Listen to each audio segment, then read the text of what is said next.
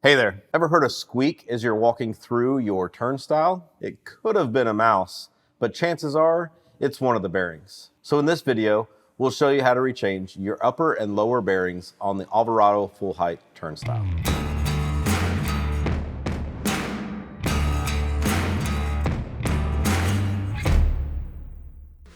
Hi, I'm Grizz with the Turnstile crew here at Avant Garde. We bring you the best tips, tools, and products to keep your organization secure and up and running. If you find this video helpful, hit the like button and subscribe to our channel to learn more. We also love hearing your suggestions and questions in the comments. We're going to break this video down in two parts. Part 1 will be the upper bearing replacement, and part 2 will be the lower bearing replacement. Let's dive right in. The first item that will need to be done will be removing the top channel and the roto from the turnstile. After removing the top channel and bringing it to the ground in a good working position, we can start with changing the upper bearing. To gain access to the upper bearing mounting bolts, it is best to remove the optical sensor by just taking out the 2 screws and setting the assembly to the side. Loosen the set screws and slide the old upper bearing off.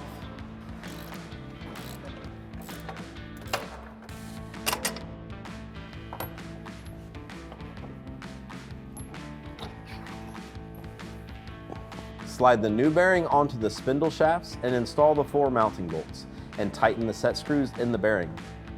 Lastly, remember to reinstall the optical sensor. The second part of this video will be replacing the lower bearing. With the roto removed from the turnstile and laying it on its side, inspect the bottom bearing housing attached to the concrete.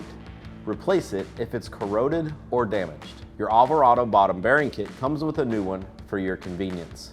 Next, you will take a long piece of conduit or similar item and insert it at the top of the roto.